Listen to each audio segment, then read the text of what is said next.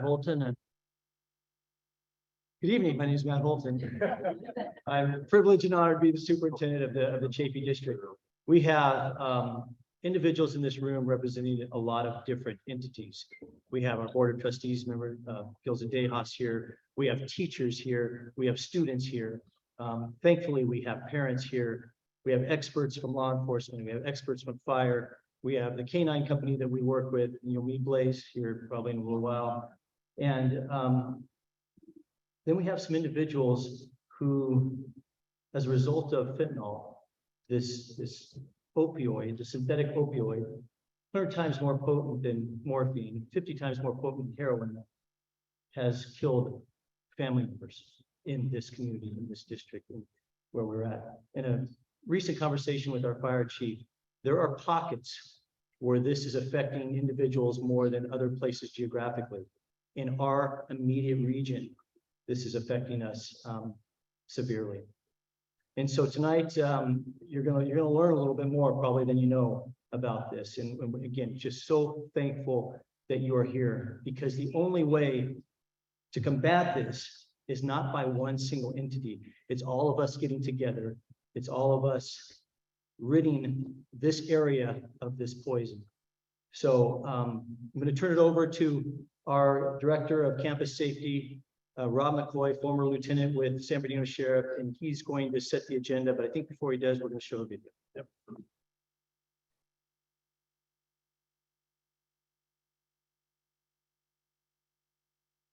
What is inside this vial could kill you almost instantly. In fact, this much would kill you and I if we split it. It's odorless, tasteless, and it's currently being disguised as nearly any drug you can buy off the street. This is fentanyl. Fentanyl is a synthetic opioid that is 100 times stronger than morphine and about 50 times the strength of heroin. Fentanyl has sedative effects and will rapidly slow down a person's breathing. Just a milligram too much of fentanyl can result in hypoxia, a decrease of oxygen to the brain, and can quickly lead to death. Sounds more like a poison than a drug. If you were to ingest fentanyl and live, your body would begin having withdrawals within a few hours. Fentanyl is one of the most addictive substances known to man. It is also rather cheap to produce considering its potency, which is why it is being used in all types of illicit drugs.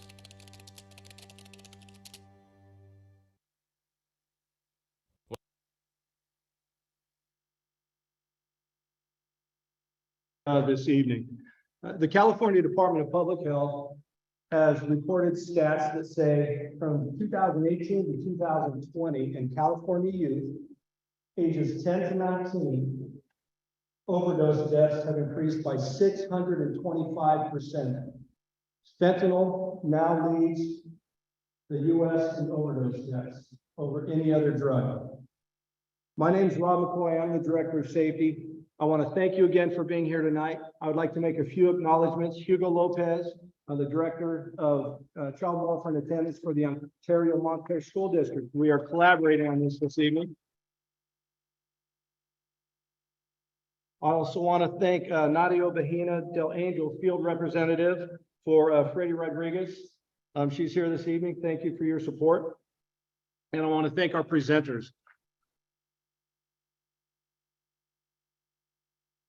Our hopes tonight is that these presenters will raise our collective awareness of fentanyl and the threat that it presents to our youth, to your children, and our students.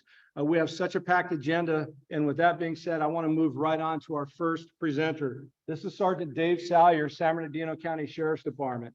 And Dave, welcome.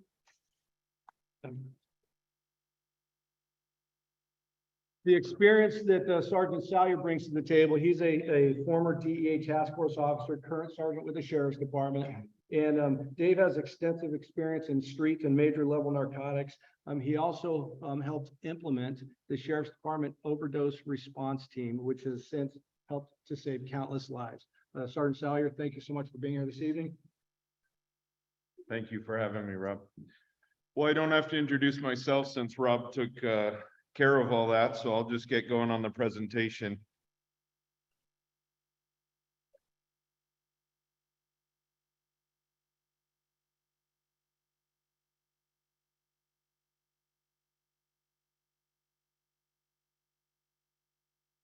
There we go. All right, we're good. So let's start with what is fentanyl? Fentanyl is a Schedule II synthetic opioid. What is that? It is a pain medication. The fact that it is synthetic means it's made in a laboratory. Fentanyl right now is being commonly mixed with drugs like heroin, methamphetamine, and cocaine. A lethal dose of fentanyl is as little as 2 milligrams. As you can see up there on the screen, what looks like a few grains of salt, about 10 to 15 grains of salt in comparison, that's 2 milligrams of fentanyl. That is enough to cause a fatal overdose. A therapeutic dose of fentanyl is typically, and that's what a doctor would give you, is about 50 to 100 micrograms. There's 1,000 micrograms in a milligram. So you can do the math there compared to what a doctor's giving you, compared to what people are ingesting when they're overdosing and dying. Like the superintendent said, fentanyl is 50 times stronger than heroin and 100 times stronger than morphine. You can see in those vials how much of each of those drugs it would take you to overdose on those drugs. Fentanyl has an evil stepbrother. It's an analog of fentanyl called carfentanil. It is 100 times stronger than fentanyl, 100 times. That is used as a large animal tranquilizer, primarily for like elephants, if they were to put them under to do surgery or something on them. So I want to talk briefly about the opioid epidemic and how we got here, because a lot of people don't really have a full grasp of that concept. So in the late 90s and early 2000s, the pharmaceutical companies started branding drugs like Oxycontin, and they were pushing them out to the public, and they were selling that drug as a non-addictive pain medication.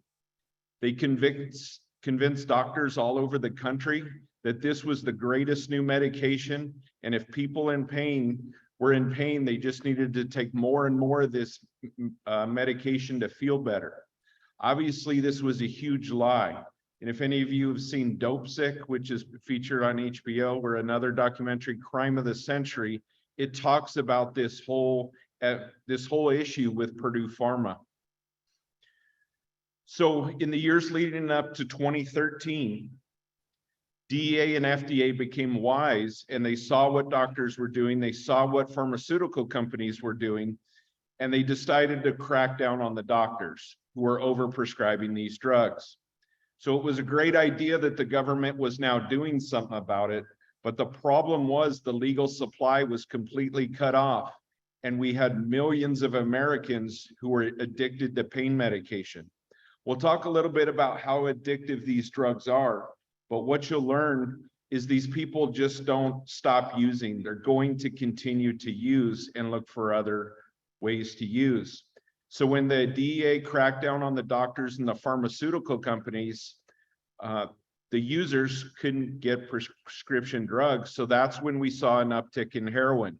If you guys remember about 10, 15 years ago when pharmacies and things were being broken into overnight, this is why, because these addicts, they wanted that high so bad. They were so physically addicted. They didn't want to feel dope sick. They would do anything not to feel that way. And they were breaking into pharmacies. And when that didn't work out, or there was too much regulation, they started shifting to the illegal, cheaper market and getting into heroin. So about 5, 6 years ago, the Mexican drug cartels came across fentanyl. And initially, they were getting the fentanyl directly from China. After 2019, China made fentanyl illegal, and they started exporting the precursor chemicals used to make fentanyl to Mexico. Ever since then, fentanyl is now illicitly produced in Mexico using these precursor chemicals, and it's coming across our borders. A lot of people say, well, why fentanyl? Why would you bring that across here? Why not heroin? So to make heroin is an opiate, which means it's a natural pain medication that comes from the opium poppy plant, which you see on the left.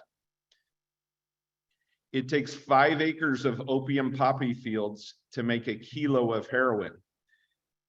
they can produce a kilogram of fentanyl for $5,000 to $10,000 buying these precursor chemicals from China. Which would you rather do? Get the chemicals and make it yourself from China for 5,000 or 10,000, or have to farm and harvest these 5 acres, with a huge target on your back down in Mexico?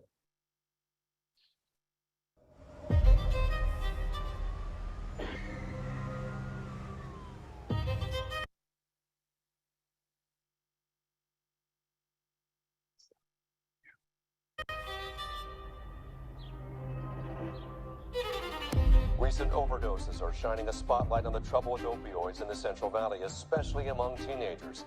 And these days, fentanyl is front and center. The reason why a lot of people haven't heard of it is because it's not typically prescribed as a pill. These aren't being produced in United States laboratories. They're coming in from all over the world, predominantly our southern border through Mexico. It only takes one time. It's not something that you ever want to try, ever. And it's like playing Russian roulette. You don't know what you're getting.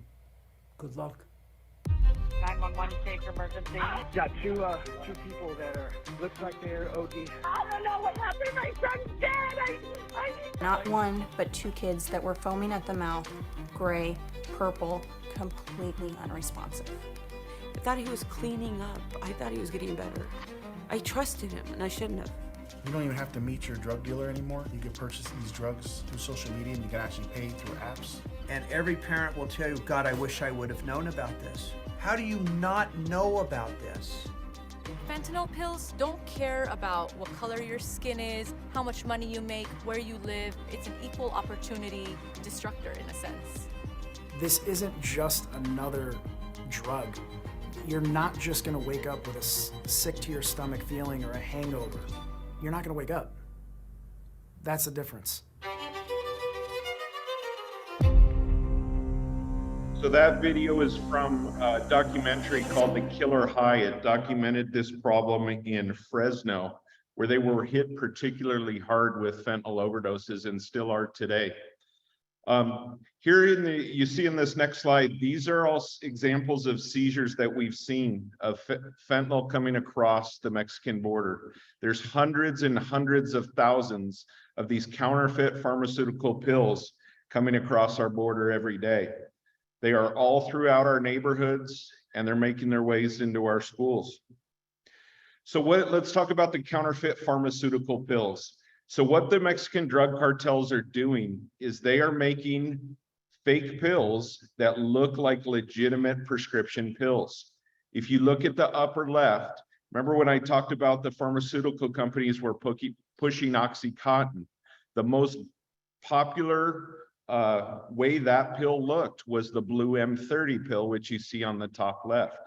So for brand recognition, what the Mexican cartels did is they make a fake counterfeit pill. It does not contain oxycodone, but it's made with fentanyl. You can also see in the center, they're making counterfeit Xanax bars, a pill for anxiety.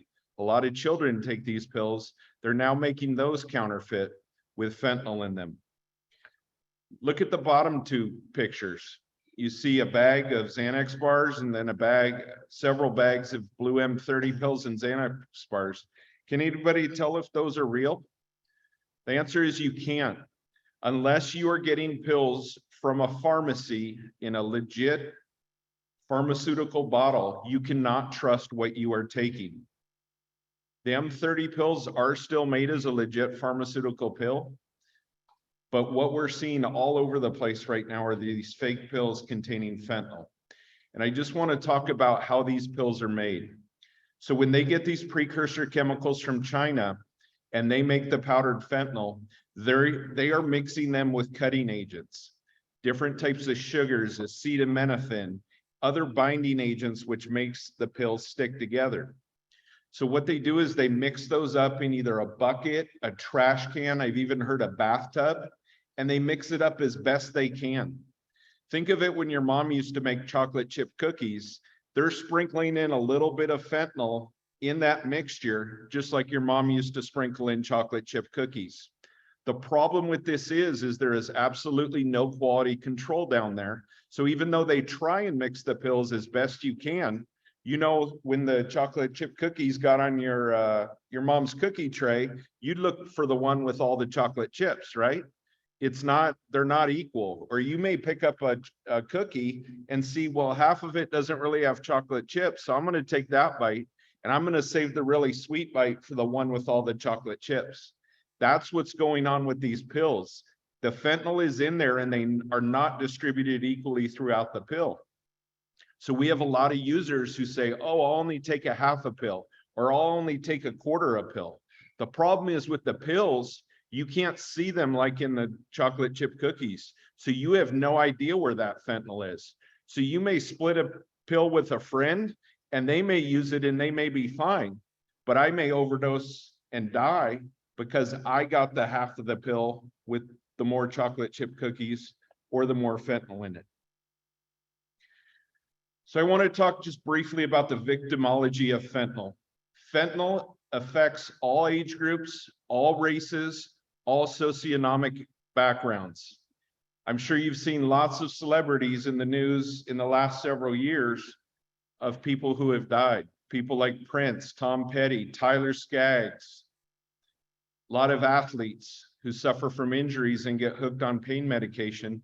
And when the doctor cuts them off from their pain medication, they go to the illicit market because they're suffering from addiction. This is the new young face of fentanyl addiction, before and after. 22-year-old Katie Mather, forehead and chin clawed open by her own fingernails because the use of fentanyl makes her skin crawl. I spot her on the Strip, Surrey's infamous drug hangout, and ask if she'll talk to me. She puts cover-up on her raw skin. So I'm literally just did my mascara and I'm good to go. Katie settles in to tell her story. There you go. Perfect. How she ended up living on the street 3 months ago, addicted to fentanyl. Well, I've been using, it's actually funny, well, not funny, it's terrible. I have a really addictive personality. I've always been like addicted to something, whether it was shopping or Facebook or whatever. And I did an oxy. I got addicted right away. And then I finally found a regular dealer and I started picking up all the time. I remember the day the fentanyl came out and my dealer said, you know, I've got these new pills, they're fake oxys. He didn't tell me they were fentanyl because nobody knew what fentanyl was yet. He just said they're 100 times stronger and they're only $5 more. And I was just like, okay, because I was getting a pretty high tolerance at this point. Oxys, OxyContin, led to fake 80s, fentanyl posing as OxyContin. Immediately, Katie wanted nothing else. I could buy one of these fake 80s, put them into 4 lines, and 2 lines would last me a full day. That's how strong it was. And if I did a full pill, I would OD. Katie says she's overdosed 11 times, most recently a few days ago. Brought back by paramedics or friends on the Strip who have naloxone, the powerful opioid antidote. Every time I do dope, I know I'm taking a risk. I know that I might die, but like, it doesn't matter how many times I've OD'd, I still use the next day because the withdrawals are so bad. Katie has been in the news before. She and her sister attacked by a Rottweiler cross back in December. Katie was badly hurt and spent time in hospital. She says that cemented her addiction to fentanyl. As she talks, blood starts to seep through her makeup. Katie, you're 22. Why would you risk this? Well, at first it was just fun, right? It was just for fun. It was just a party drug that, you know, like, and there's been some things that I've gone through and it helped with a lot of pain. And especially after, you know, that dog attack, I just couldn't stop, you know? I ask Katie if she worries about herself and her future. Sometimes. I mean, I don't know. I just like to take things one day at a time, right? You know, kind of just go with it and hopefully, you know, hope for the best. For now, the best Katie can hope for is to wake up from her next fix of fentanyl. Eric Rankin, CBC News, Surrey. All right, a couple things to note in that video. First of all, what got her addicted to pain medication and the opioids in the first place? She was attacked by a dog and suffered some serious injuries. She got prescribed some pain medication. She liked the way that made her feel, and it almost turned into a high. But when the doctor stops prescribing drugs, people look to the illicit drug market, and she found fentanyl. The other thing, if you caught it, she's overdosed 11 times before. 11 times. We'll talk about Narcan a little bit later with the fire department, but it's a great thing that it's saving lives. But it's not uncommon for people who overdose. When we go out to the scenes and have an overdose death, they've overdosed 5, 10, 15 times before. It's not uncommon, but as we see this, it's not a matter of if, but when these people are going to pass away. But that's not to say that some people use their first time and they're passing away. It just depends. It's all with the makeups of these powders and these pills. You have no idea how much fentanyl you're ingesting. So how is fentanyl used? The two most common ways are by smoking it. The pills or powder can be placed on tin foil, and they usually put a lighter or a torch underneath it. And then they put a straw in their mouth and they inhale those vapors and they smoke it that way. Fentanyl can also be put in vape pens, and the powder, the crushed up pill, can be vaporized and inhaled that way. The other common way it's used is either the powder or the crushed up pills are snorted. Pills can just be swallowed. It's just a slower method of ingestion. And fentanyl can be injected. In fact, when we talk to heroin users on the street right now, they say they cannot find heroin that does not contain fentanyl in it. So typical paraphernalia use you may see for somebody who uses fentanyl. Again, the tin foil, lighters, straws, spoons, anything used to crush up the pills, or credit cards to put them in lines. The terms on the street for fentanyl. Typically, when it comes to the pills are referred to as whatever the pill is intended to look like. So for the blue M30, a lot of times they're called oxys for Oxycontin, or perks, Percocet. So if you look on the dark web or the internet or these social media sites and they're selling perks, what they're really selling you is fentanyl pills. But they're going to call them whatever they look, whether it's Norcos or M30s or blues or whatever term they're using. When it comes to the powder, they're calling it Fenty, Fetty, China White are some of the names used on the street. And again, you see the picture of the M30s, the counterfeit and the real. Those pills in the center are Adderall pills. It's actually a stimulant, but they're counterfeiting those. And again, the Xanax pills. What's really scary is the Mexican drug cartels are always innovative. This picture here was out of a seizure from Ohio where they counterfeited a Tylenol pill. So let's say you're having a rough day and you have a headache and you just ask a friend in class or something to see if they have any Tylenol or ibuprofen. Unless that pill is coming from a pharmacy and you know exactly where it came from, you have absolutely no idea what you were ingesting. This pill here tested positive for fentanyl. Local leaders are marking International Overdose Awareness Day today by highlighting the dangers of synthetic opioids like fentanyl. The drug is the leading cause of overdose deaths here in the U.S. And tonight, the DEA is now warning about the rise of rainbow fentanyl. CBS 8's Rocio de la Fe has more on the brightly colored pills that are being used to attract younger people. Tonight, the county administration building is lit up purple for International Overdose Awareness Day. 1,300 lives were lost due to drug overdoses in San Diego over the past year, with fentanyl accounting for as many as 800 deaths. Most overdose deaths in the nation are being linked to fentanyl, a strong synthetic opioid that is up to 50 times more potent than heroin. Now the Drug Enforcement Agency is warning of an alarming trend known as rainbow fentanyl. The drugs look like candy and come in a variety of bright colors, shapes, and sizes, and they're being used to target children and young adults. We know that there's really no bounds to the creativity of the cartels who are selling and profiting off these drugs. San Diego and Imperial counties account for about 60% of the fentanyl being seized around the entire country. Just last month, border officials seized more than 600 pounds of fentanyl in just one smuggling attempt. U.S. Attorney for the Southern District of California, Randy Grossman, says the new form of fentanyl is a deliberate effort by drug traffickers to drive addiction. We know that the cartels are profit-driven.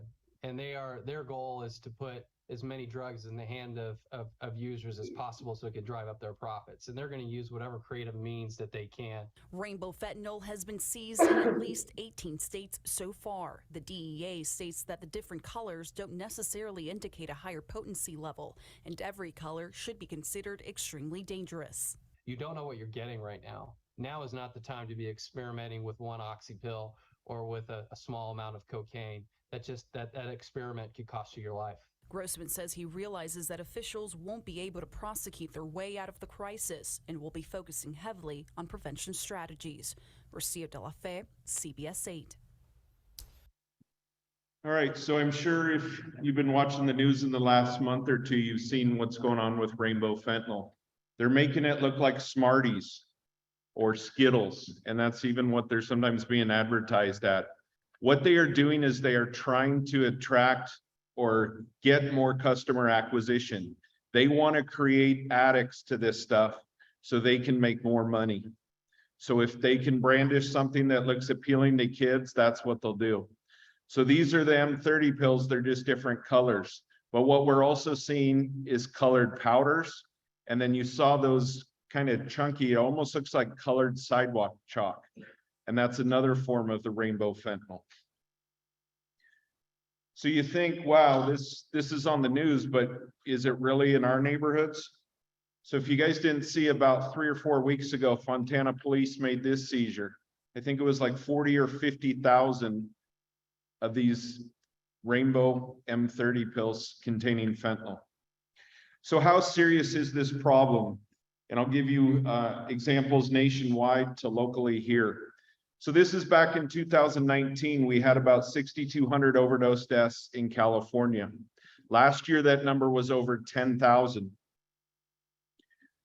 Here's a year by year, just to show you the progression of how we're getting more and more overdose deaths each year. As you can see, all the numbers are increasing. And if you look at the pink lines, there's a higher and higher percentage of the drug overdose deaths being caused by synthetic opioids like fentanyl. Nationwide last year was the first 10-month or 12-month period where we had over 100,000 overdose deaths in the United States. In fact, the number was as high as 108,000 overdose deaths. So what about San Bernardino County? How serious is our problem? So in 2020, there were 251 fentanyl overdose deaths. These are just from fentanyl. Last year, there were 317. This year, we already have 196. And yeah, we're at the end of October, but I pulled this data from the coroner's system. And what you need to understand is they don't input that as a final cause of death until the medical examiner does an autopsy, sends off for toxicology, which can take a month or two, and then has a time to sit down, review all the data, and complete his or her reports. So these numbers lag by probably 2 to 3 months. So I'm guessing that 196 is kind of through the end of July or August. So I have no doubt that this year we will surpass the 317 fentanyl overdose deaths we had last year. So what are the effects of opioids? What they do is they slow the part of the brain that tells you to breathe, and it causes a condition called hypoxia. What that is a lack of oxygen in your system. So that causes people to turn blue or white, and they kind of get clammy skin. Their pupils constrict. So a classic sign of an overdose is a constricted pupil, meaning the pupil of their eye is pinpoint, very small. It slows their breathing rate. It causes people to go on what we call the nod. You know, when you're driving in your car with your family and you always have that one sibling who, on a long car ride, what do they always do? They just constantly fall asleep. That's what it looks like. It's on the nod. But if you try and wake them up, it's difficult, if not impossible, to arouse them. So that is another symptom. And when they fall asleep, their airway begins to shut down. And what you hear and what we hear from people who come across overdose victims is when they breathe, they almost have a gurgling sound or a very distinct snoring sound. I can't tell you how many calls I've been out on where children have died, where parents have walked by a bedroom and they said, you know what, Johnny, I heard him in there, he was sleeping and he was making this really weird snoring noise, but I didn't think much of it. I just thought he was tired. What that is that's his airway shutting down, and we call it the death rattle. And what's really sad is if that family member would have known that and had that information and called the fire department, they probably could have saved their life. But instead they didn't know better, and I don't blame them, but they ended up going to bed, and when they woke up, they found their child passed away. Another symptom of opioid use is nausea. You know, when you're prescribed pain medication, they always tell you, hey, take these pills on a full stomach. That's because it causes nausea. Fentanyl is a very strong opioid which causes this, so it's very common that vomiting occurs. Another symptom, we recently had a case where we spoke to some parents of an 18-year-old boy, and they always knew their son was using because they constantly itched themselves. There's something in the opioid that causes their skin to crawl and causes itching. And you remember the girl in the video, how she had all the scabs? That's from her itching and scratching herself. So the question is, can this happen to us? The investigation continues into the overdose death of a high school teenager. 2 teen boys are already behind bars, and tonight we are hearing from the family about their loss, while police search for more of those responsible. KCAL 9's Lauren Posen is live in Hollywood now, where she spoke with that young girl's family. Lauren. Well, Pat, now the investigation has turned to detectives trying to find the drug dealer that sold those teen suspects those dangerous pills. Now, here at the high school is a growing memorial for the teen who died, Melanie Ramos. There's flowers here, candles, and balloons with the words, "I love you," written on them. They're broken. The aunt of 15-year-old Melanie Ramos says her niece was one of a kind. She had like a little spice to herself. You know, she wasn't your typical girl. The teen died Tuesday night from an overdose at Bernstein High School in Hollywood. 2 teens are now behind bars in connection to her death. A 15-year-old is booked on suspicion of manslaughter. He's accused of selling Percocet laced with fentanyl to Ramos and another student. When the suspect was taken into custody, Chief Michael Moore says officers found additional pills on him. And a 16-year-old is also booked on the same serious charge. He's accused of selling drugs to a 3rd student at a park less than a mile from the high school. It's a Russian roulette, except the weapon may have one empty chamber, and the rest of it are likely things that could kill you. Both attended Apex, a charter school on the Bernstein campus. This mom, who came to lay flowers down at Ramos's memorial, says she told the school for months about suspicious activity. They were aware of drug use and drug sale on the campus, during school, after school. LAUSD superintendent says making all schools safe in the district is a top priority. Using children to harm children is the greatest crime, the greatest sin. Meanwhile, the Ramos' family is planning a funeral. They don't want Melanie's death to be in vain. Think of Melanie before you take anything, because our Melanie wouldn't want you to take it. Don't take anything you're not supposed to take. And Melanie's aunt told me that she was the oldest of 2 younger sisters. She was the big sister, and that the girls are taking her death very hard. They considered Melanie to be their best friend. Now, there is a GoFundMe set up for the Ramos family to help for expenses during this time. I asked them if there's going to be a vigil for Melanie that the public can attend. They say they don't know yet. Right now, they're just trying to get through the night. Reporting in Hollywood, Lauren Posen, KCAL 9 News. So I'm sure you heard about that in the news in Los Angeles about a month ago or so. But I think we all kind of are guilty of thinking things like this. Oh yeah, I hear it's in the news, but it won't happen to me. These drugs are in your high schools. We're hearing they're in your middle schools. These are things you need to be cognizant of. And yes, it can happen to you. And that's why we're here today. And I'm thankful all of you guys are here in person and also listening online, because you're being proactive about it. It's a key step, and we need to have these conversations with our children. So how is fentanyl sold? Guess who our biggest offender is? Social media. Snapchat, Facebook, Instagram. Let me ask you this, and I'm not trying to tell anyone how to be a parent, but how many of you walk up to your children and know the passcode to their phone? Can you just randomly take their phone from them and look through their phone and log on to their applications and see who they're talking to, see what websites they're going to? They can access these drugs through all these applications and be brought to the front door of your residence any day, any time of night. Just something to consider. So lastly, I'll leave you with this. This is a flyer both the San Bernardino County Sheriff's Department and the Fire Department put out to all the schools in the county. My team and what we do is we go out and investigate and try and prosecute people selling drugs on the back end. We try and arrest them for murder and serious federal charges that bring up to 20 years in federal prison.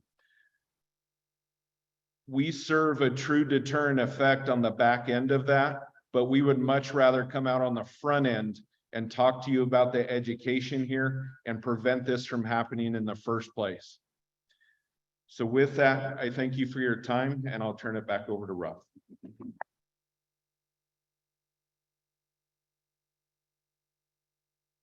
Talia, thank you so much. And I should have mentioned earlier, if you do have any questions, please save them for the end. We have an evening full of very informative presenters, and I'd like to get through to all of them. So part of the strategy to protect your children, our students, is of course the awareness aspect, but it's also harm reduction. And I'm very proud of the district in that we've recently stood up a Narcan program. And I'm going to introduce EMS captain with the City of Ontario Fire Department, David Loomis. If you could please come up, sir. Captain Loomis. Captain Loomis was instrumental in changing the response protocol for fentanyl, and which undoubtedly has served to save lives. And we certainly appreciate you coming out tonight, sir. And he's going to talk a little bit more about a brief overview regarding Narcan. Sure. Thank you so much. So like Rob said, my name is David Loomis. I'm a captain with the Ontario Fire Department.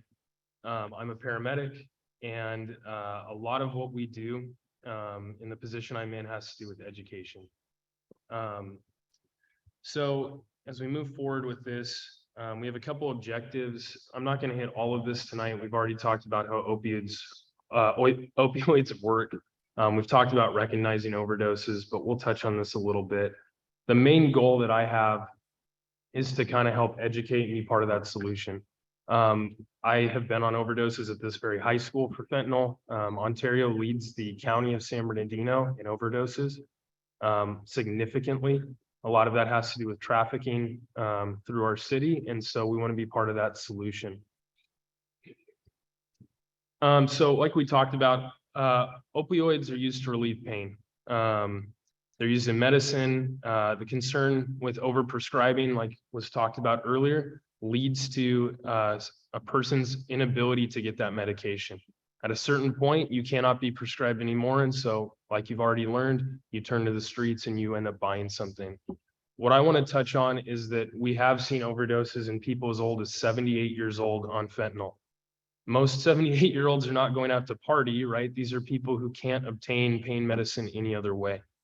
And like he said, the way that you find this, where it's stamped as M30s or blues or Percocets or perks, it is confusing to people. And so we have unintentional overdoses. We have new people who overdose because it's part of a trendy thing. They're at a school and somebody passes it around, or they're at a party later and they end up overdosing. What we want to do is make sure that we educate and help be part of that solution when it comes to Narcan. So we've covered some of the deaths. I understand this chart might be kind of hard to read on the screen, but basically it just shows a huge, that blue line that's skyrocketing up is synthetic opioids, which is fentanyl. Huge increase. So you guys have kind of learned this already. We'll move on. and we'll talk about Narcan. So Narcan reverses the effects of opioids. Narcan or naloxone only works on opioid overdoses. You can give it to somebody who has who's smoked marijuana, and if there's no opioids in it, it doesn't do anything for them. So when Narcan works and we administer it, we know that this is an opioid overdose. There's really no other outcome. How it works is it reverses the opioid effects. It's called a competitive antagonist, and it basically binds with the receptor sites that haven't been affected with opioids yet, and it prevents any further binding there. What that means is that you can still have that opioid in your system. Even though we've given that Narcan and we've given this initial dose, it doesn't mean that it's going to last forever. And so part of a program that we're rolling out is called Leave Behind Narcan. And what we're going to do is if we go out and have to administer Narcan for an overdose, we're going to offer a leave behind. It's actually 2 doses within that container. And it's going to be a way for us to try to prevent future overdose, because like you guys have learned tonight and will continue to learn, typically these are repeat overdoses. Sometimes it's one instance, but usually it's more. There's very few side effects. Like I said, if it's not a narcotic overdose, there's almost none. And there's actually law out there that allows the layperson to give it with no ramifications whatsoever.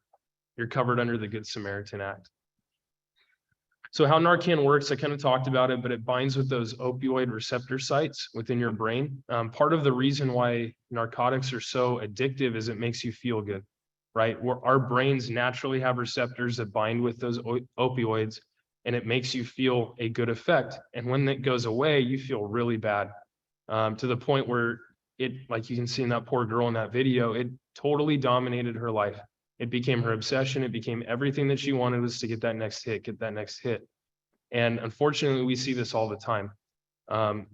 It's unpredictable. It's not something that you can point out and look at someone and say, this is their 10th overdose. It happens all the time because when they're off of that medication or that opioid, if you will, they feel so bad that they obsess with getting more. Narcan works by taking the place, like I said, of that receptor site. It blocks it, if you will. You can see in this graphic up there, it's almost a perfect fit for that receptor so that narcotic can't get in there and bind with it. When you look at this graphic, I know it says heroin up there, but you can put any opioid in this place. You can see that when they take it, that molecule attaches to those opioid receptors and it fits perfectly. I want that to sink in because it isn't like any other drug. It's not like cocaine. It's not like marijuana. It's not like something else where you can continue using it and you get more of a high and you kind of mellow it out. You take that hit, it binds with that receptor site. And like PD talked about, it literally has effects on your body. It stops your breathing to the point where you aren't breathing anymore. That snoring respiration is your tongue that's flipped back in your mouth. One of the clear signs for us that it's fentanyl is that people turn like a really dark purple. And that's because it cuts their respiratory drive off so quickly that it changes their color of their skin. It's not uncommon for us. Unfortunately, I've run a lot of these overdoses. And I collect all the data for the city. We run tons of these. It's every day. And it's not uncommon for somebody to snort it. And 5 minutes later, they're literally unconscious without a pulse, dying next to their vehicle or wherever they're at. There isn't a lot of time that goes with this. And so having that Narcan available to us, to teachers, to the layperson is what's going to make that difference. When we show up and we're successful, it's because we gave that Narcan right away. Kind of like he touched on, we fought really hard, myself and I have some of my team here, we fought really hard to increase the Narcan dosage that we give. The high schools are working on bringing out training. I know Los Osos just had some training recently, and we're working to partner with them. Our goal is to be part of that solution. And so I look forward to taking any questions at the end. Thank you for having me out here, and thank you for your time.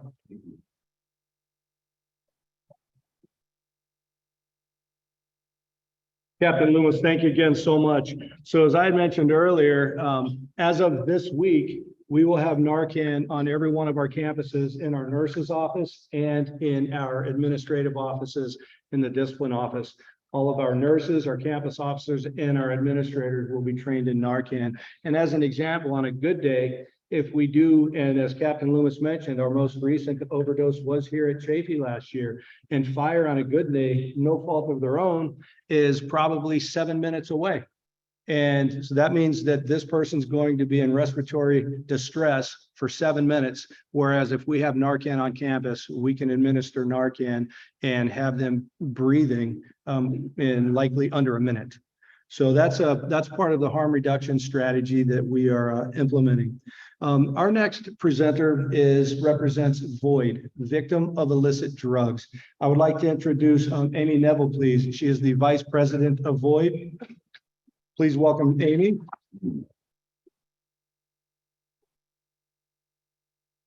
I'm going to let Amy share her story, but what I would like to say and why I truly appreciate Void, and I've seen different members of Void present at one place or another, but their commonality is that they are all parents, and correct me if I'm wrong, they're all parents who have lost a loved one to illicit drugs, primarily fentanyl.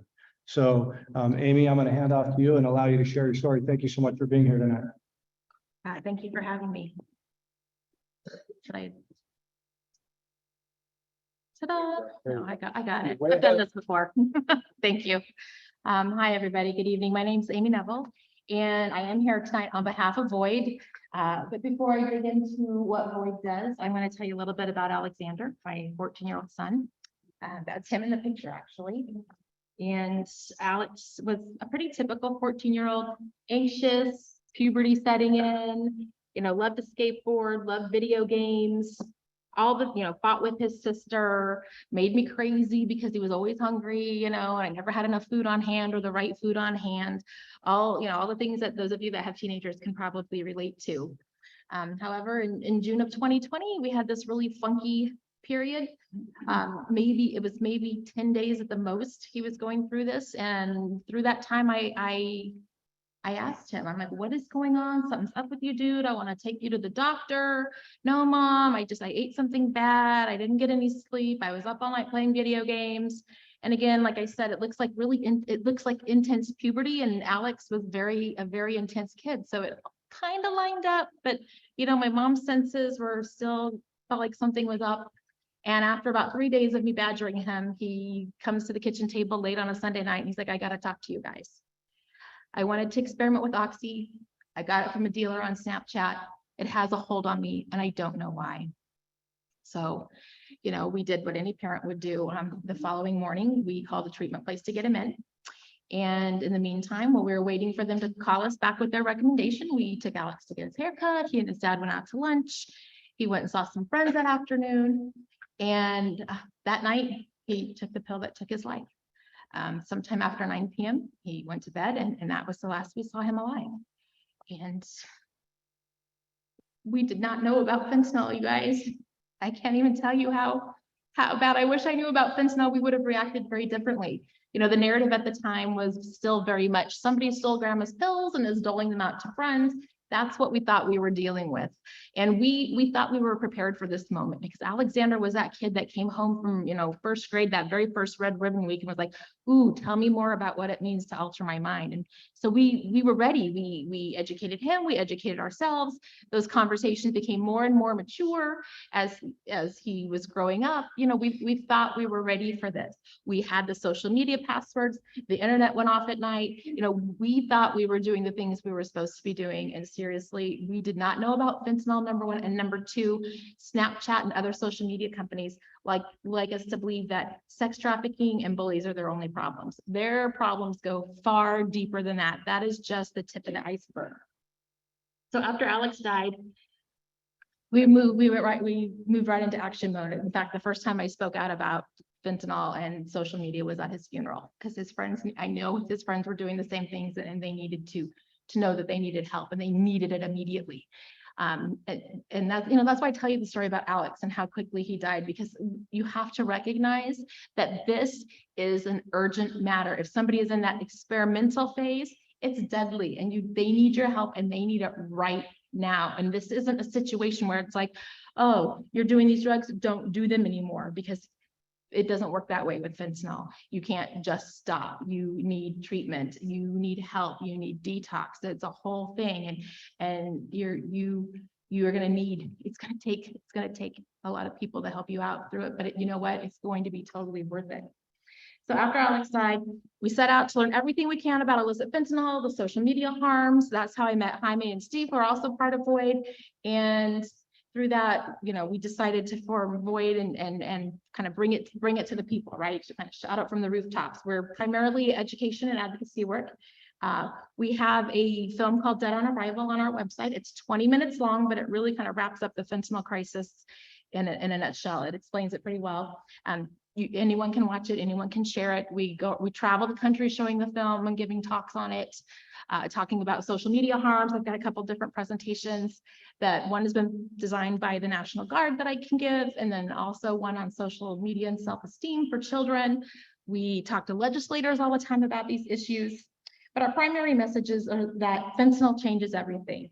Kids are dying in the experimental phase. As a society, we have come to accept that kids will have this experimental phase, but you know what? They're dying during this time. They're taking drugs that they think are legitimate prescriptions because that's how the dealers put it out there, and they are losing their life at an alarming rate. The 12 to 17-year-old age group is the fastest growing demographic of death right now. So we need to be on top of this with our kids. Orange County and Los Angeles County, it is the #1 killer of 17 and under right now. So I don't know what it is for this county. I'm sorry, I don't have that information, but you guys probably know. So another thing that we like to get out there is to get people to really understand that you do not have to have a traditional drug problem, an addiction, a substance use disorder to die from drugs. This is taking people, again, in that experimental phase. I can't stress that enough. And then the last little point we like to make is to really get that laced term out of your head, because nothing is laced with fentanyl. Everything is counterfeited with fentanyl. There's no active ingredients for Oxy or Xanax or Percocet or Adderall in these pills or these powders. They are just straight up counterfeited to look like legitimate prescription pills. Now, things like cocaine and methamphetamine are being laced with it. So it's important to understand the difference. I've had adults call me and be like, are you sure I can't get a legitimate pill in the black market? And I have to explain what is really going on for them to understand.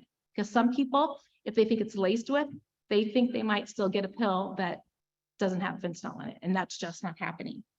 So with that, I think I've blurted out everything I could possibly blurt out at you in a 10-minute time frame. But I'll be around afterwards. Ask me questions. I talk about the social media harms all the time. That's a whole other day-long symposium that we could go into. And I think that's it. So thank you very much for having me.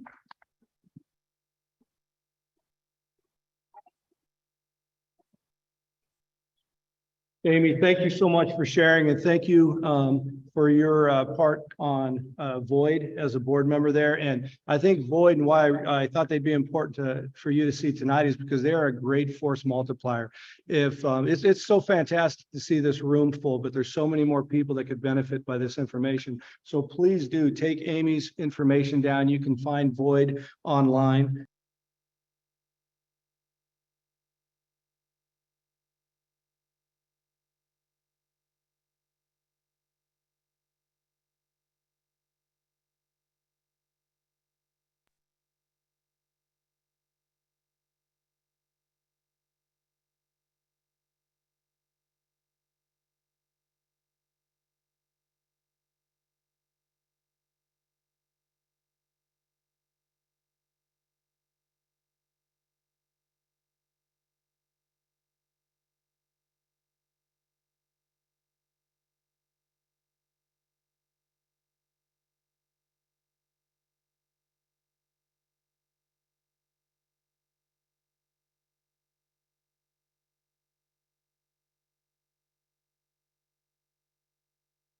Her daughter Elijah attended Montclair High School, and if I'm not mistaken, would have graduated actually last year.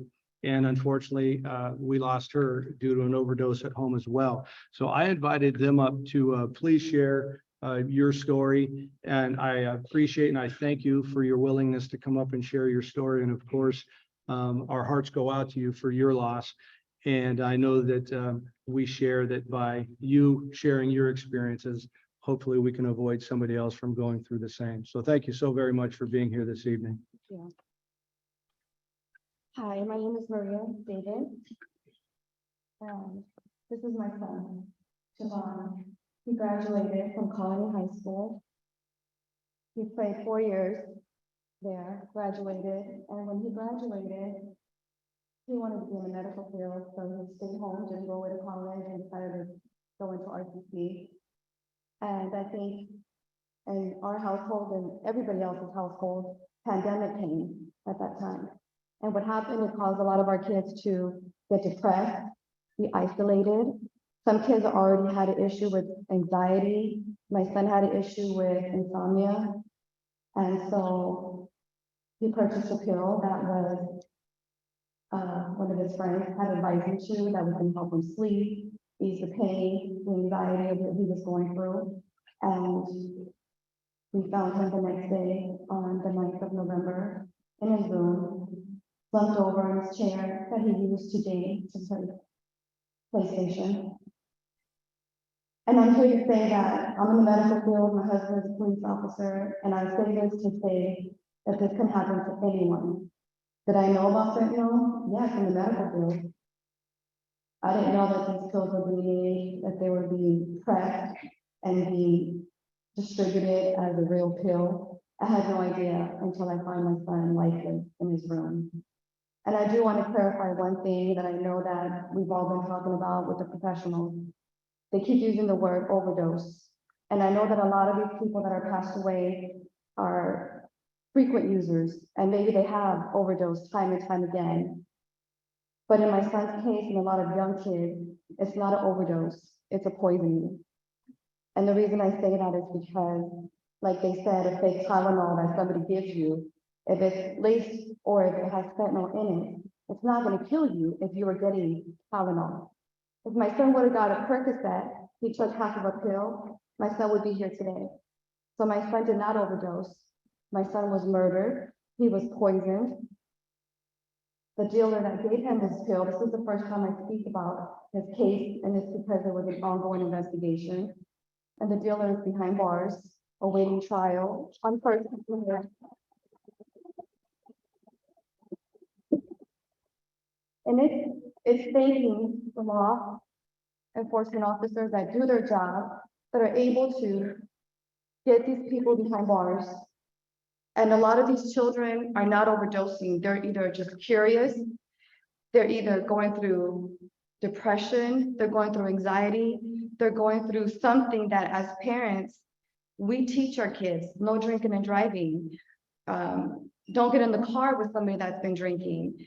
Watch what you get at a party. Make sure you don't leave your drink behind. We teach our kids that, but never in a million years would I have been able to tell my son that a pill that he thought was a Percocet was going to kill him.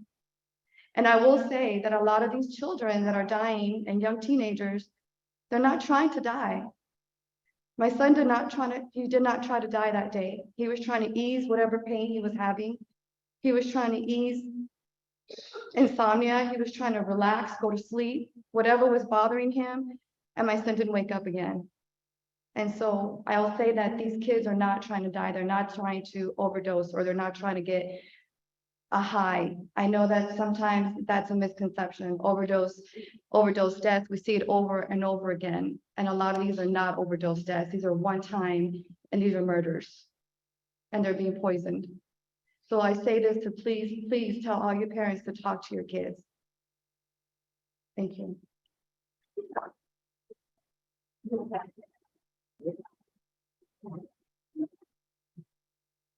Hello, my name is Nyla Cardenas. This is my daughter, Nolani. Last year, my daughter was one of the 317 that was just mentioned a while ago. She died from fentanyl poisoning, and she nailed it with that poisoning. There is a difference between overdose and poisoning. I'm happy she said that. With my daughter, like she said, COVID, it had a lot of kids at home. She had anxiety, depression. I had her in counseling. I had her in therapy. I tried everything that I could do. And she turned to self-medicating, or she tried self-medicating. Unfortunately, I found a post that my daughter had on Instagram, and I just came across it after she passed. And she was trying to warn people about fake pills out there, about people selling fake Percocet. My daughter said somebody tried selling her some fake ones and she knew the difference. And she was like, that's boof. And she was trying to tell these people that's gonna kill you. I wish I would have given it to him so I could put it up here, but who knew that my daughter, she had no idea that she would die from that exact thing that she was trying to warn other kids about. On April 19th was the last time I saw my daughter alive. I was talking with her, laughing with her, joking with her and her sister. And the last words I told my daughter was, hurry up and get out of the bathroom, I gotta wake up early. Because she was always in the restroom singing. My baby loved to sing. And she said, okay, I'm just gonna practice my makeup. Her and her sister were practicing their makeup in the restroom. She did her hair, she did her.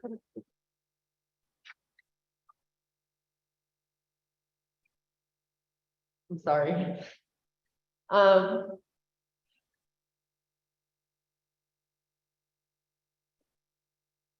sorry, I'm mousing with this. So my daughter was fine before she was talking to her sister and everything, but she left her about when something too. I woke up around 3:50 in the morning and I just had an eerie feeling right then. I heard her music on. I was banging on the door. She wouldn't answer. My husband got up and said, what's going on? I said, I have no idea why. My daughter never overdosed. She never did anything like that. It just came to my head right away. My head goes to what if she OD'd? I'm breaking down. I'm looking for the key and finally busted open. I see her on her knees, face down in front of the sink, and my daughter was blue. I don't mean to be graphic, but I just want to pound it in everyone's head that this is real. It can happen to anyone. And it's not pretty when they leave their siblings like this. Their siblings have to forever live with this. So if you're a child considering doing it or you're doing it now, get help. If you're a mother, invade their privacy. And that's what I keep on saying, because that day I wanted to get my daughter and throw her off her bed. I knew she was hiding something, but I thought it was just a vape pen. I had caught vape pens on her before, and her therapist was in my head. You have to trust her. You have to give her some space. You have to, she's going to be 18, give her a little freedom. And so while I'm right there telling my daughter, because I got home and I wanted to cuddle with her, that's what I would do. I would catch up with my kids. I tried laying on her bed with her saying, oh, how was your day? And she was pushing me out of her bed. If I would have thrown my daughter out of her bed, I could have saved my daughter's life. Because she had those pills, because I found footage later that she had just got those pills at 7 o'clock. And she has a video where she's on her Snapchat, tagging the girl who gave it to her on Snapchat, saying she had 7 perks and 1 Xan. So my daughter was talking like she was gonna live forever, talking about her music and looking for mixers and everything. These kids don't plan to die. Do they plan to escape and maybe get high like a lot of people do when they're teenagers? Yes, a lot of them do, but they don't live to regret it. These days, you cannot experiment without risking dying. Like they said, and I'm always putting, because I'm on TikTok, I'm always putting fent roulette. You are playing Russian roulette with your life. You never know which one is going to kill you, because people like to say, oh, well, it didn't kill me. Yeah, not yet. They got lucky. Please get help if you're on fentanyl. If you're a parent, talk to your kids, please, because trust me, it can happen to everyone, anyone.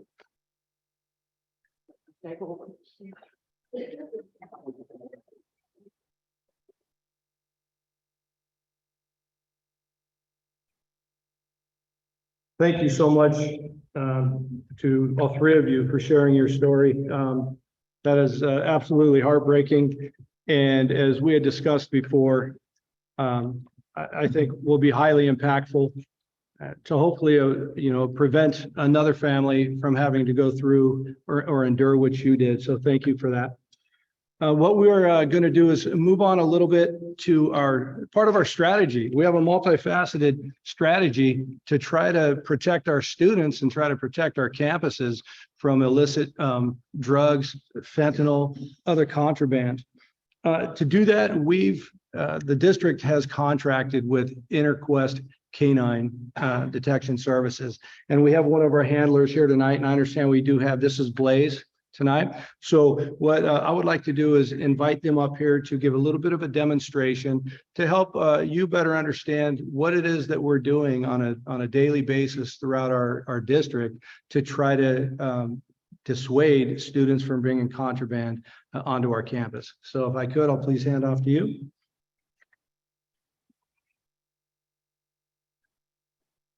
Hello, everybody. Yes. Thank you. Thanks for having us here tonight. We started this program back in 1988 to provide a deterrent to students from bringing things to school that don't belong on a school campus, dangerous items. So we train these specially trained dogs to, and this is Blaze down here with her handler, Destiny. We train these dogs to find 4 categories of contraband that are inappropriate for a school campus. The first category of things we train our dogs to find are illegal drugs like marijuana or methamphetamine, heroin, cocaine. The dogs are also trained to find drinking alcohol like beer, wine, or whiskey. Another item that we train the dogs to find is gunpowder based item. Now that would be something like ammunition, a loaded handgun, or even firecrackers. The dogs are lastly trained to find medications. That could be commonly abused medications from prescription or even over-the-counter medications. The dogs are trained to find those items. The dogs are passive alert dogs. When they smell the odor they're trained to find, they simply sit down next to wherever they smell the odor. We started this program with your district and we come out on a random unannounced basis. So nobody knows when the dog's going to show up, which helps give a deterrent to students from bringing things to school that don't belong here because they never know when the dog is going to show up on campus. So when we come, we check in the office. We'll sniff classrooms, bathrooms, perimeter, cars, lockers, anywhere on campus to make sure that students have a safe place to be and those areas are drug-free. So you're going to get to see what it looks like when the dog goes to work, because typically you guys are not on campus to see this. So Blaze is just going to go and sniff the outside of these backpacks. She wears 3 pieces of equipment when she goes to work. She has her good girl collar. She has a flat collar with her name and address. So if we lose her, you can mail her back to us. And also she has a harness. Now that's her sniffing equipment. She knows that when the leash goes onto her harness, it's kind of a physical on-off switch for the dog that it's time to go to work. When she's just on her good girl collar walking through the hallway, you guys are more than welcome to come up, ask permission to pet the dog. If it's a good time, that's okay. You're more than welcome to. The handler will give permission for that. So Destiny, will you show us what it looks like when Blaze goes to work?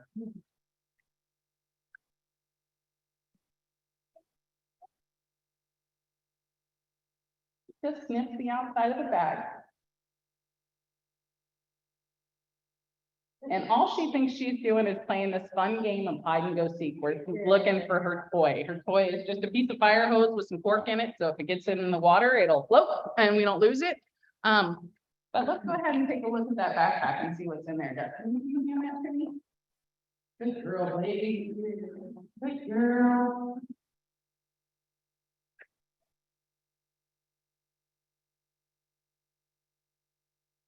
So in the front pocket of this backpack is just a prescription bottle of medication.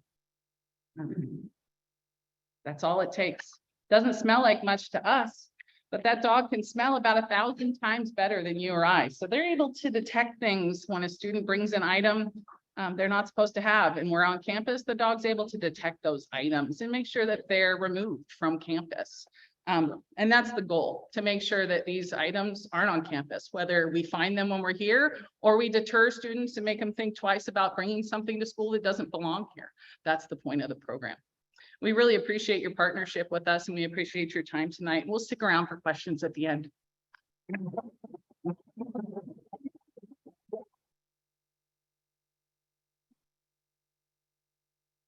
Thank you so much. That is a fortunate aspect of my job, is that when the canine comes to one of these schools, I get to go and help observe and escort the canine throughout the campus and watch Blaze and her partners work. Thank you again, Destiny. All of these items incidentally are items that the canines have detected and that we have confiscated from our campuses.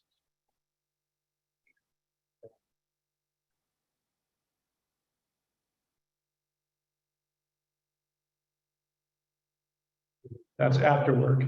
We all have to rest sometimes.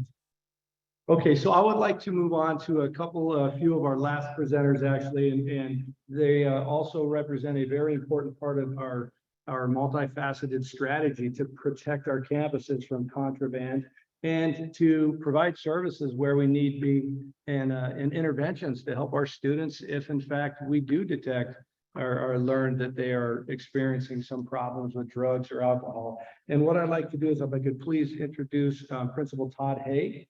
And he's going to talk a little bit about the Chaffey substance abuse program. And if I could also just afterwards bring up one of our probation officers, German Marquez, and he'll talk a little bit about Focus West and how we partner with probation and what they're able to do and the services they're able to provide our students. Principal Haig.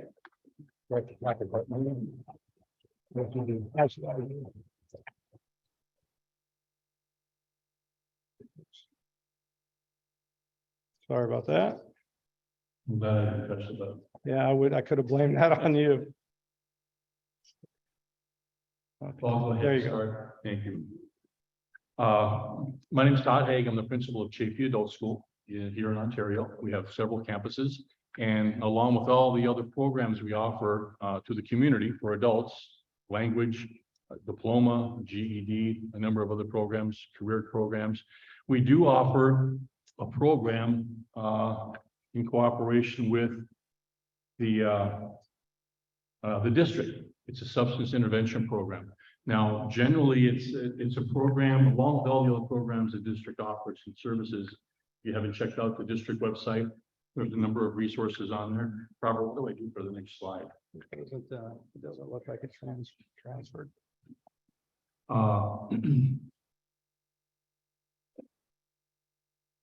We offer a program that was initially designed for students that may have a substance interaction at their school. Maybe they got in trouble at their high school.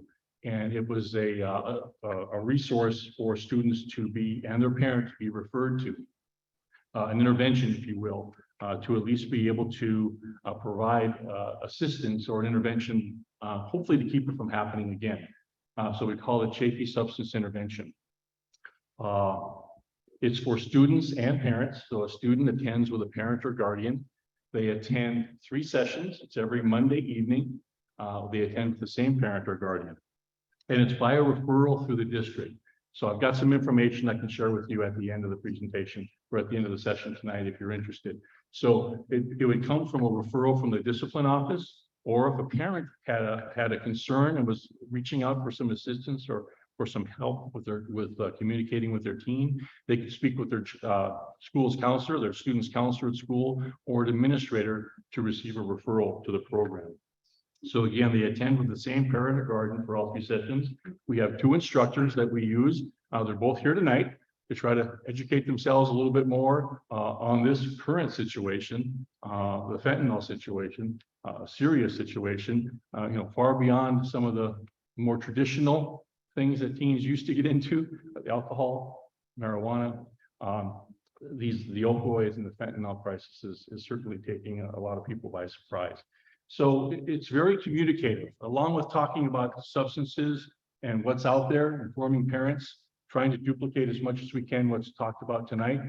There's a communicative piece, and we break the students and parents into 2 groups. One instructor meets with the students for primarily most of the evening, and the other instructor meets with the parents. And the kids hear about what and why parents do what they do and the concerns they have. And the kids, the parents hear what teens are going through nowadays, what they're facing. And the intent is to build communication, because a lot of these kinds of issues may stem from a lack of understanding or a lack of communication. And that's a big part of the program. So it's not just don't do drugs, they're bad for you. We're kind of beyond that now. So it's really talking about and being able to talk with your student, your teen, and feeling more comfortable doing that and having the courage to do that. and doing it in such a way that doesn't necessarily shut them down. So that's the intent of the program. So it's Monday evenings, 3 sessions. We have modules throughout the semester. We have a Spanish module at the end of each semester for parents that speak Spanish primarily. And we use something called the active parenting. It's the curriculum, the research proven curriculum that we use to deliver this program with a teen emphasis. So if you are interested, talk with your school, talk with your counselor, your child's counselor or an administrator, and simply say, hey, I'm interested, or I need some help, or I would like to take advantage of some of the services that the district offers, and this is one of them. So if you're interested, have that conversation, and I'll have some flyers at the end of the session if you're hoping to see that. So thank you very much for letting me share a little bit tonight.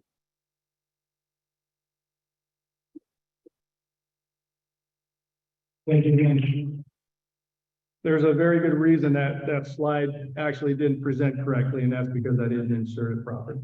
So I'm sorry about that, and thank you again, Principal Haig, for sharing that information with us. Our last presenter is Probation Officer German Marquez. German is we collaborate with the probation department, and he's assigned permanently to Chaffey High School. He's been a fantastic resource for us. I appreciate you being here tonight. He's going to share a little bit more about what probation can do for our students through Focus West and some other programs.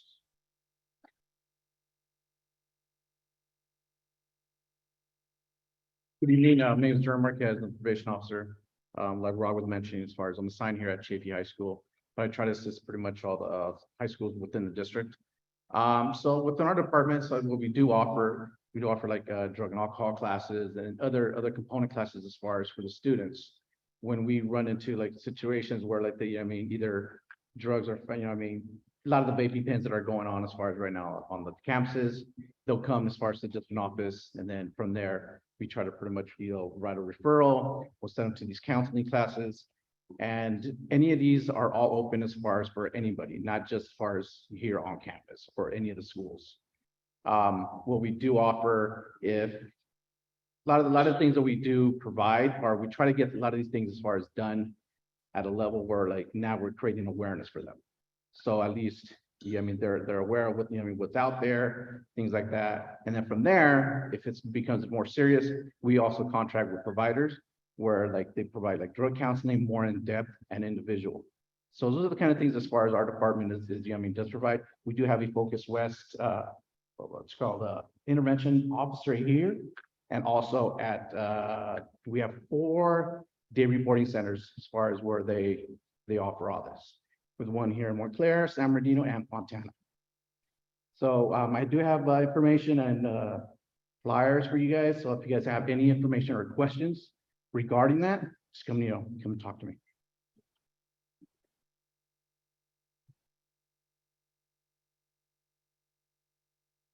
Okay, folks, that concludes our presenters for this evening. I would like to invite any of them to come back up front. Are there any questions before we conclude this evening? Yes, ma'am. I should say something. I work in students, and as a parent, it's very, very important that we as parents try to have communication with their kids, if they're really not open enough to the parents. Well, I'm talking for experience, and we have to be very conscious about asking, getting involved with them. And just not letting them go that lockdown of the 2 years, see a big one.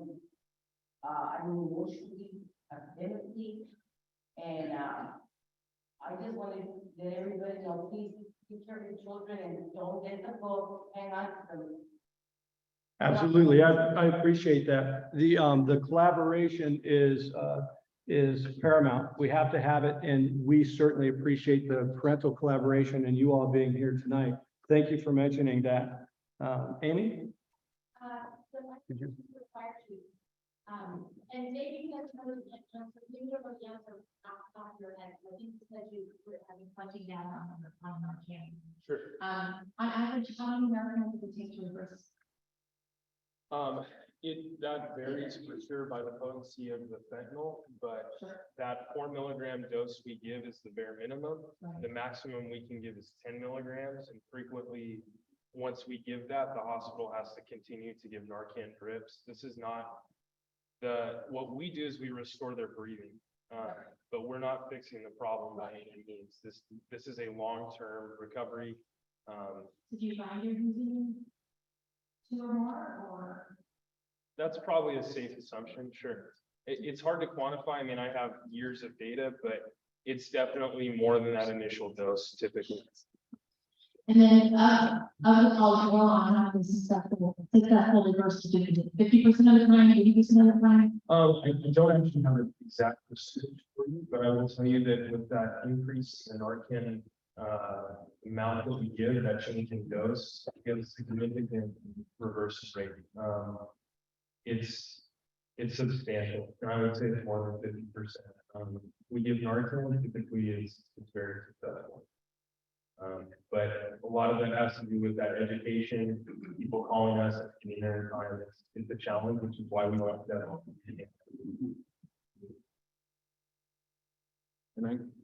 Thank you for that question. And I should have mentioned that we Narcan we administer a simple nasal spray, and it's completely innocuous. Otherwise, it has no other effects. It has no illicit effects whatsoever, except that it's an opioid antagonist and it stops the impact of an opioid on the body. But if anyone in here took Narcan right now, it would have no effect on you whatsoever. But it does stop an opioid. Clear, we give the exact same thing we give. Our police officers carry it there is no variant of Narcan. Narcan is exactly what you just said. It is only meant to reverse opioid overdoses. We give the same 4 milligrams as the nasal spray. So I just want to be clear that what they have, what you guys have in school, is exactly what we carry. And just to piggyback on his answer, reference the Narcan question you had, Amy. Just in my experience, we've done a lot of training with firefighter and medical personnel. Back in the heroin days and the traditional opioid type things, when I've spoken to medical personnel, they would push 2 or 4 milligrams of Narcan or naloxone, and they pop right up and they're back normal again. This fentanyl is so strong that they're having to push 2, 3. We recently had a call out last week where we talked to the fire personnel. They had 6 4 milligram Narcans to bring somebody back. That's how strong this drug is. So it's very strong. So it all just depends on the user and whatnot, but in my experience, it's more and more every time. So, but in most cases, there's 2 uses in that box. In my experience, though, 1 or 2 of those is bringing them back most of the time. Yes, sir. That's good. I'll try that. Aiming at the fire chief here. I just want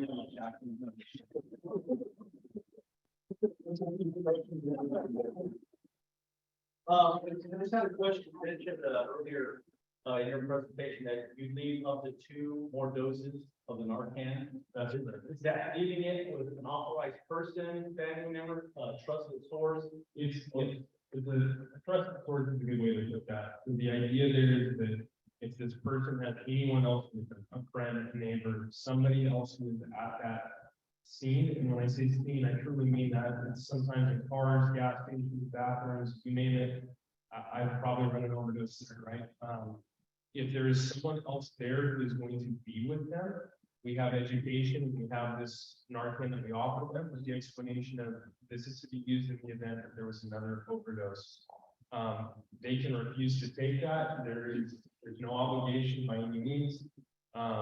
There's training inside of it, and the Good Samaritan Act prevents any kind of prosecution, any kind of issue from giving it if it wasn't needed. The nice thing about Narcan is that there's almost no side effects to giving it if it's not warranted. So if you weren't sure and you gave it, nothing is going to happen to that person. So I don't know if I answered your question. Yeah. Okay.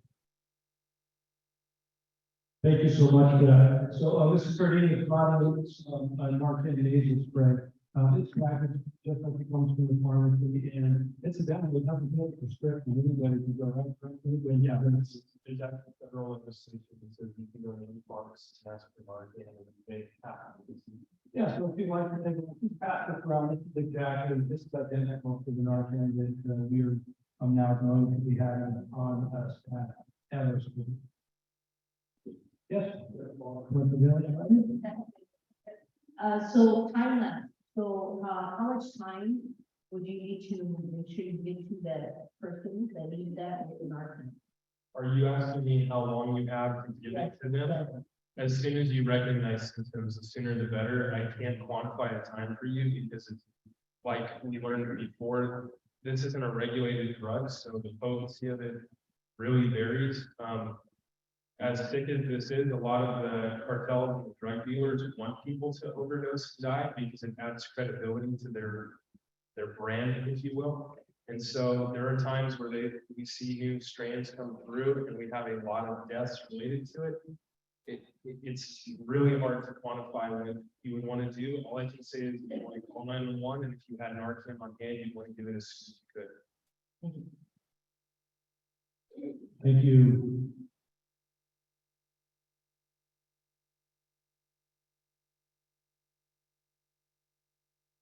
I just want to say, when my daughter passed away, I was really, I never lived in medical school yet, passed away, things like that.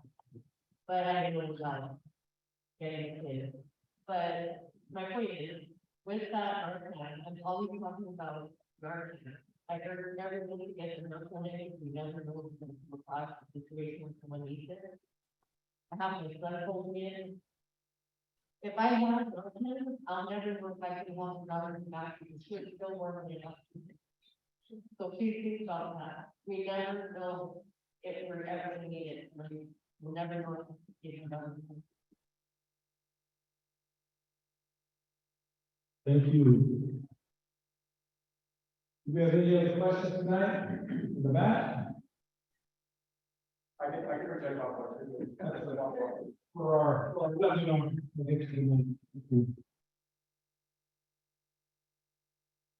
This will be directed toward the captain. We say the captain of law enforcement, thank you for your service. My question is going to be in regards to not just a parent for myself, but for family members who often call for advice, on their kids as well. What should you do if you don't actually have that Narcan advice with us, if you don't have a set protocol to try to help that individual while we're waiting on the to respond? Yeah, so anytime you see somebody who's not breathing, we would encourage CPR. And so call 911 immediately. All of our, I'm assuming most kids live around the area, but all of our dispatch centers are trained to do CPR instructions over the phone. But the sooner you call 911, the sooner help is on its way. All of our police officers in the city of Ontario carry Narcan as well. So if they show up first, which they often can get there faster than us, they can administer Narcan. We still might have to, but at least somebody is en route and on the way. And you doing CPR and calling 911 is the best thing you could ever do. Okay, thank you. You're welcome. Thank you for that. Do we have any other questions?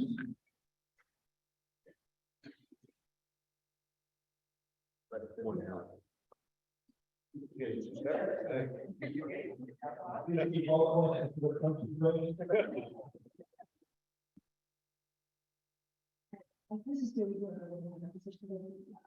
Also from high school, and I'm wondering if, like, what we should be looking for the change, kind of suspicious behavior, if someone, how would we know this is someone being that, no, if there is some kind of, behavior that is in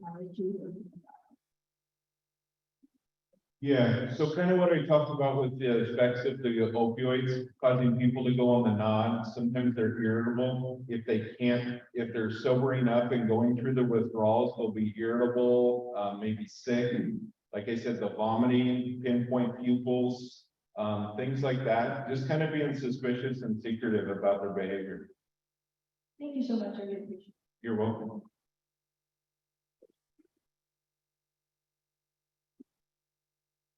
What's the question? Ask it. What would happen if you gave, let's say, someone had they administered one dose of the Narcan, and this is supposed to, and they just administered 3 doses, which is, it's what I know. What's the, Okay, so that's a great question. There really isn't a lot of, like, there's almost no side effects to Narcan. You can't overdose. It's not going to, if you gave some, then say a neighbor came by and said, I have Narcan, let's do that too, because the person is breathing. You're not gonna have like an overdose of Narcan or like toxicity from it or anything like that. More likely than not, what happens when we give too much Narcan too quickly is the person vomits. That's about it. And I want to be super clear with you guys, it would be much better to give too much Narcan than to not give it or to be concerned about that. That's really the initiative that is being pushed, not just through us, but across the United States. The FDA is actually talking about making the Narcan dose 8 milligrams, which is double what it currently is for the bystander, because the potency of this fentanyl is so strong and often 4 is not enough.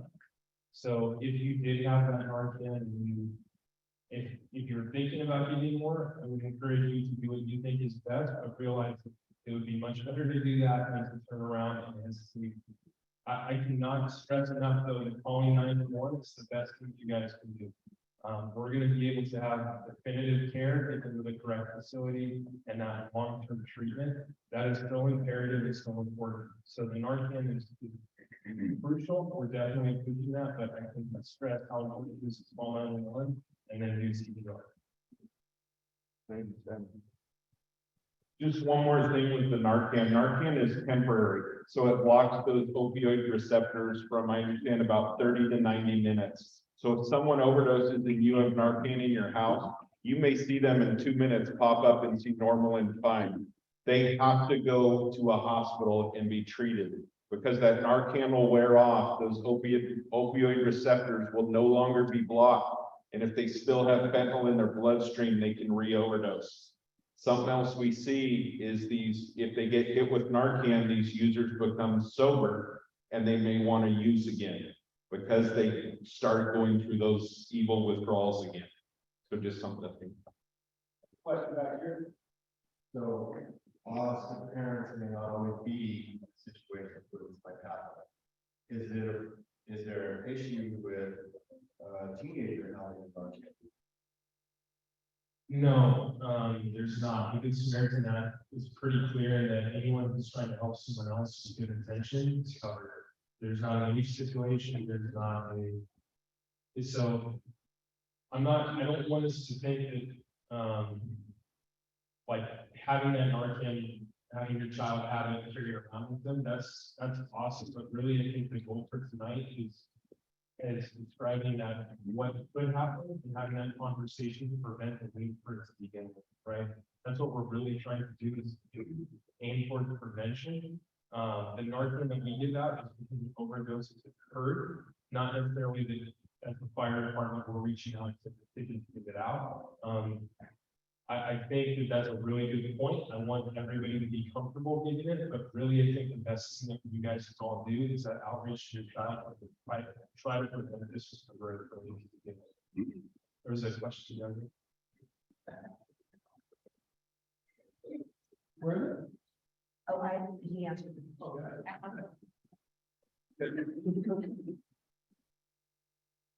What do you recommend, the nasal or the intramuscular? The nasal Narcan, we call it IN or intranasal, but what it's meant to do is it's meant to aerosolize very quickly in a very small amount, and the membrane inside the nose, between the coastal membrane, absorb it really quickly. Getting it in their muscles takes time. It has to actually get in the bloodstream to be transported. So 1000% the IN. But to be honest with you, most I can't say for certain, but my gut would tell me that you're not going to be able to get IN Narcan like before in the serious center. It all I'm sorry, you have IN. I have, there's, if you go, there's different websites, they order them, they send us here. Okay. I don't know if it's ordered. Yeah, the IN would be the preferred, at least for us. Okay, so we, to our presenters, I want to thank you again so very much. If the presenters could please come on up, we'd just like to say thank you. Thank you.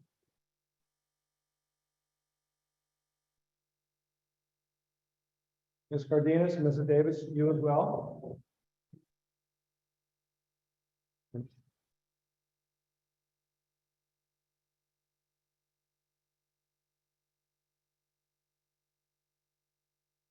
Thank you.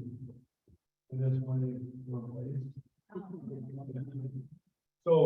So we're going to go ahead and close. We have recorded this seminar tonight, this webinar. Thank you again, everybody, for being here, and for everybody who's attending the webinar. If you would like information, we welcome your collaboration, and we truly appreciate your collaboration. So please reach out at any time. You can find me at the district office. I can put you in contact with any of our presenters, and we can definitely make this information available to you. So thank you so very much for being here tonight.